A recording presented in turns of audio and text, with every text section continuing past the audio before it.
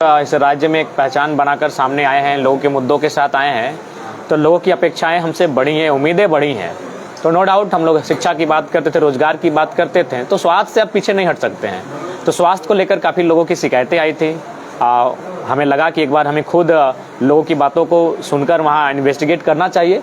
तो बाकायदा हम लोग आज यहाँ पर आए हुए थे और काफ़ी चीज़ें देखने को मिली जो शायद एक स्वास्थ्य के अस्पताल में इन सब चीज़ों को नहीं देखना चाहिए था। सबसे पहली बात, पानी की व्यवस्था नहीं, शौचालय में की ठीक से व्यवस्था नहीं है। उसके बाद दवाइयों के लिए देखें, कहीं ना कहीं बाहर से मेडिकल शॉप से खरीदना पड़ता है, जबकि लोग यहाँ एक उम्मीद के साथ आते हैं कि जब यहाँ हम लोग जाएंगे तो फ्री में इलाज होगा, और गरीब गुरबे लोग यहाँ आते हैं। नो डाउट ये अस्पताल शहीद निर्मल महतो अस्पताल कॉलेज जो है, ये कहीं ना कहीं गरीबों के लिए संजीवनी बूटी का कार्य कर रहा है, नो डाउट। लेकिन इसके बाद भी अगर सरकार जिस प्रकार से अनदेखी कर रही है और जिस प्रकार से समस्याएं सामने आ रही हैं, तो इससे ये प्रतीत हो रहा है अगर इस अस्पताल की स्थिति को अगर सुदृढ़ किया जाए तो बहुत सारे लोगों को राहत मिलेगा। राहत ही नहीं मिलेगा, जान बचाई जाएंगी।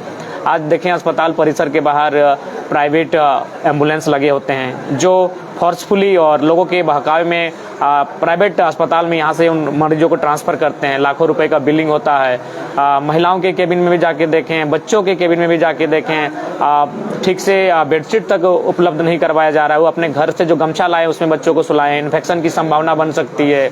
तो ये व्यवस्था एक अस्पताल में कतई नहीं उचित होना चाहिए। और सबसे बड़ा दुर्भाग्य का बात है कि माननीय स्वास्थ्य मंत्री जब यहाँ आते हैं तो पता नहीं स्वास्थ्य मंत्री वो हैं कि कोयला मंत्री, हमें आज तक समझ में नहीं आया। वो जब भी आते हैं उद्योगियों के साथ बैठते हैं, उद्यमियों के साथ बैठते हैं, धनबाद में बैठते हैं, चाय कॉफी पीते हैं और वहीं से रिटर्न चले आते हैं। दुर्भाग्य कि स्वास्थ्य मंत्री इस राज्य के तीसरे नंबर पे अस्पताल है इनका, अगर बात कही जाए तो ये तीसरे नंबर का अस्पताल है, एक नामचीन अस्पताल है जहाँ लाखों मरीजों की उम्मीद टिकी है, उनका हौफ टिका है, और वहां तक वो तरसरीफ नहीं दे पाते हैं, कदम नहीं रख पाते हैं माननीय स्वास्थ्य मंत्री।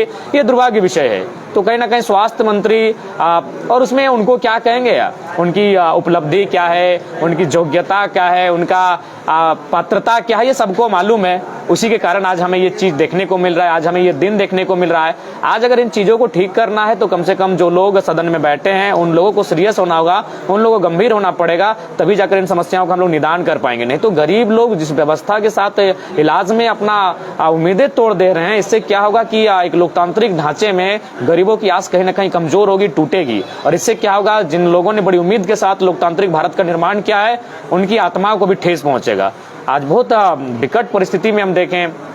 उसके बाद हमारी जो बिंदुएं आई, उन बिंदुओं में जो यहाँ पर आउटसोर्सिंग के माध्यम से वर्कर काम कर रहे हैं वो अपने आप को सुरक्षित महसूस नहीं कर पा रहे हैं। 10 साल 15 साल सेवा देने के बाद भी उनकी नौकरी पर तलवार लटकी हुई है, जो कि निंदनीय है। इस पर राज्य सरकार को गंभीर होना चाहिए और विशेष उन्हें उन पर ध्यान रखना चाहिए। और पेमेंट का एक इशू आया, और ये पेमेंट का इशू हम कोलियरी में सुनते थे, कोलफील्ड्स में सुनते थे कि 18,000 पेमेंट आता है, ठेकेदार उसको 10,000 पेमेंट करता है। अगर अस्पताल में भी इस प्रकार की चीजें सुनने को आएंगे तो ये दुर्भाग्य है। यहाँ भी 18-20 हजार के आसपास पेमेंट आता है और उनको 9 से 12,000 एवरेज आसपास भुगतान किया जाता है, जो कि दुर्भाग्य है।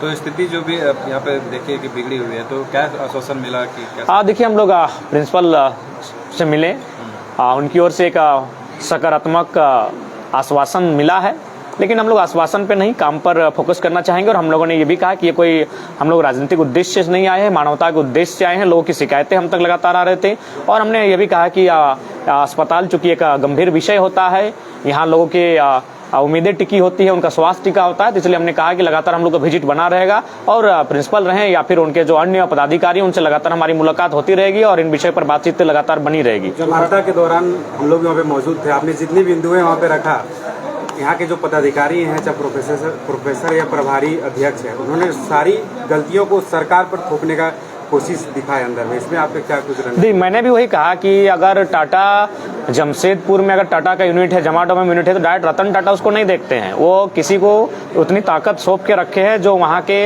समस्याएं, जो सिचुएशन उत्पन्न होती है, उनका समाधान करे। तो ये मैंने उनको स्पष्ट कहा, भले आप सरकार की और हर चीज को लेकर जाए, लेकिन आप जिस कुर्सी पर बैठे, इस कुर्सी की मान मर्यादा है। आप चाहेंगे तो त्वरित समस्याओं का समाधान होगा, आप चाह नहीं रहे या फिर आप उस पर इंटरेस्ट नहीं ले रहे हैं। तो मैंने उनसे ये भी अपील किया है कि आप उन चीजों पर इंटरेस्ट लें और जो समस्याएं हम लोग आप तक संज्ञान में लेकर आए हैं उनका समाधान करें। पानी का व्यवस्था नहीं, पानी का व्यवस्था, देखिए, पानी की व्यवस्था के लिए बात हुई है। उन्होंने कहा कि एक जगह नल की व्यवस्था की गई और 2 या 3 जगह व्यवस्था की जाएगी। बेसिक जो समस्याएं हैं खाली एजेंसियों को दोष दिया जा रहा है। यहाँ पे एजेंसी ठीक से काम नहीं कर रही, पदाधिकारी भी बीच में नहीं है और सरकार भी बीच में, एजेंसियां गड़बड़ कर रही है। इस मुद्दे पर देखिए, एजेंसियां कहीं ना कहीं मुनाफा कमाने के लिए आती हैं। सरकार को एजेंसियों पर सोचना चाहिए। आज आप शिक्षा और स्वास्थ्य को यूं एजेंसियों के हाथों नहीं बेच सकते हैं, उनको टेंडर में नहीं डाल सकते, उनको ठेकेदारी प्रथा में नहीं डाल सकते हैं। ये दुर्भाग्यपूर्ण है कि आप अस्पताल जैसे गंभीर विषय में आप अगर एजेंसियों के हाथों आप देकर बैठे हैं, जो मोटा मुनाफा लेकर वर्कर्स को अपॉइंटमेंट करते हैं, मोटा मुनाफा के साथ हर कार्य करते हैं, तो ऐसे में एजेंसियां दोषी हैं। एजेंसियां नो डाउट कटघरे में खड़ी हैं, लेकिन उन पर सरकार को गंभीर होना चाहिए, क्योंकि सरकार के अंतर्गत एजेंसियां आती हैं। सरकार को गंभीर होकर इन एजेंसियों पर कहीं ना कहीं कंट्रोल, नियंत्रण रखना चाहिए।